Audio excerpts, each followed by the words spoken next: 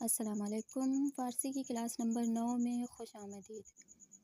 اچھا، کل کی کلاس میں جو ہے ہم نے پڑھے تھے الفاظ، اور انہی الفاظوں میں سے ابھی کچھ الفاظ ہمارے رہتے ہیں، تقریباً ایک پیج ہی ہے۔ یہ الفاظ ہم پڑھ کے اس کے بعد ہم آج پڑھیں گے گنتی۔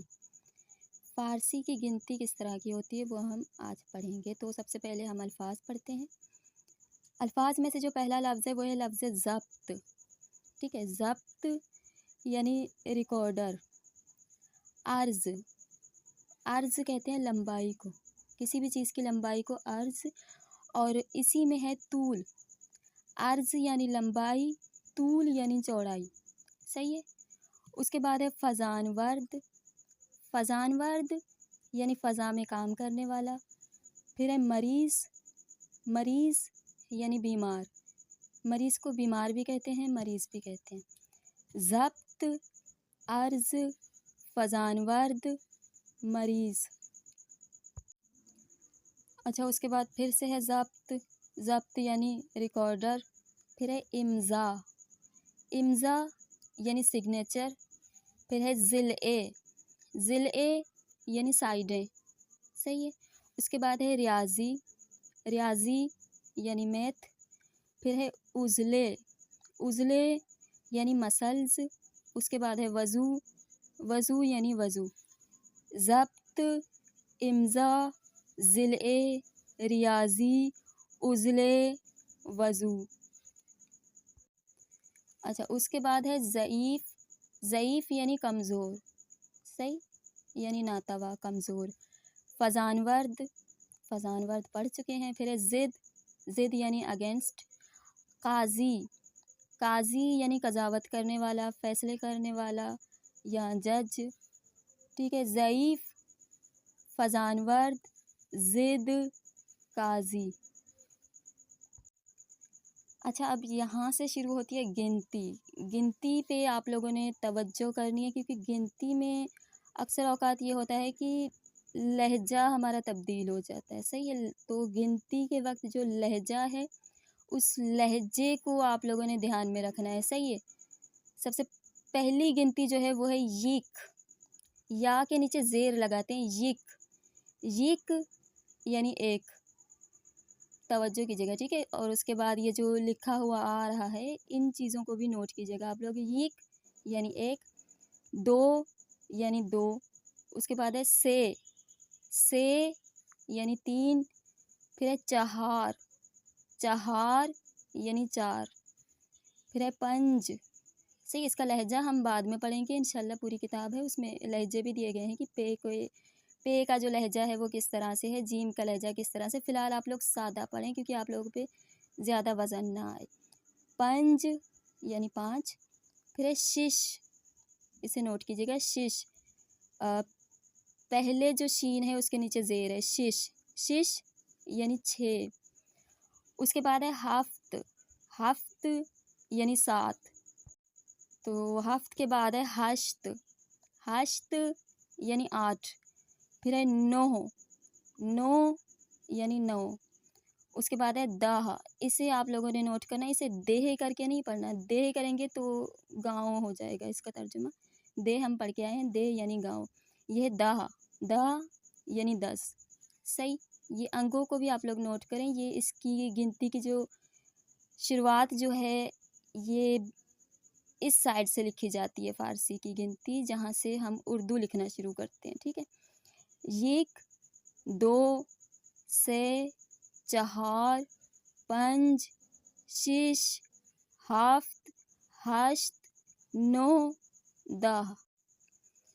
اچھا، تو یہاں تک ہو گیا۔ اب ہم پڑھیں گے اسی گنتی کے مطابق جملے، صحیح ہے۔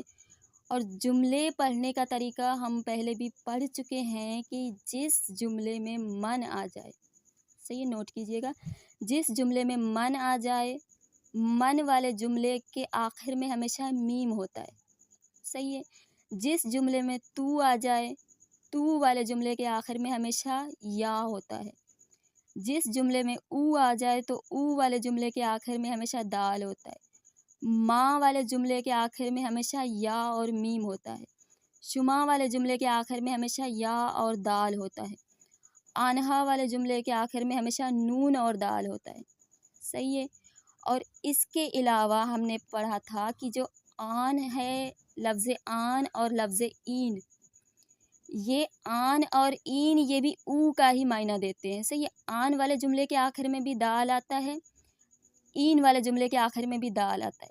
अब ये लफ्ज़ आन और लफ्ज़ ईन जो है ये भी ऊ के ही मायना में होता है, लेकिन आन और ईन जब हम चीज़ों की तरफ इशारा करते हैं तब हम आन कहते हैं या ईन कहते हैं। सही है।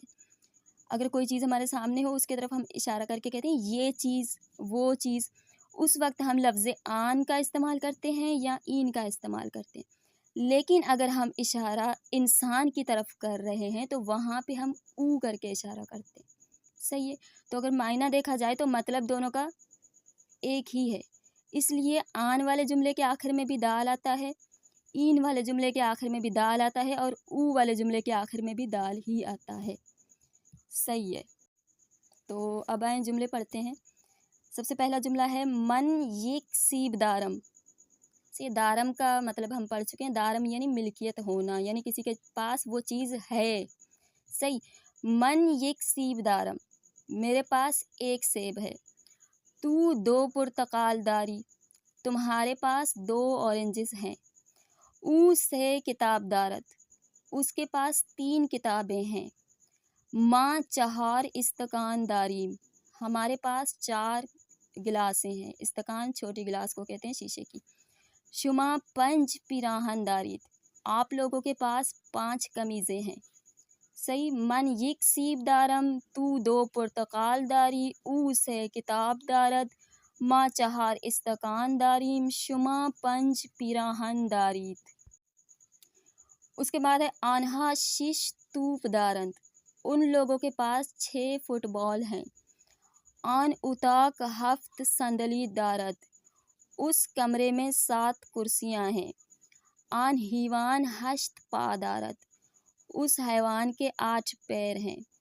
आन दरख्त 9 सीब दारत, उस दरख्त में 9 सेब हैं।